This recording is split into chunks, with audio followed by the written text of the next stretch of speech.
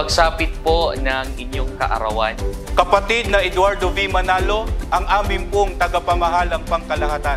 Kami po ay buong pusong nagpapasalamat sa inyo pong walang kapagurang pagdalaw sa mga lokal at distrito.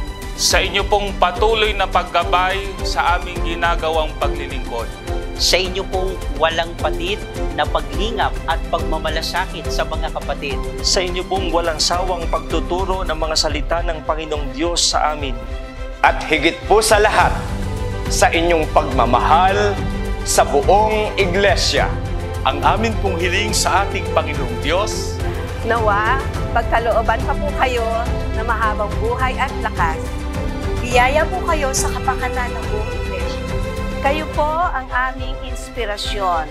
Mula po dito sa New Era General Hospital, kami po ay buong pusong bumabati sa inyo ng Happy Birthday po! We love you so much po!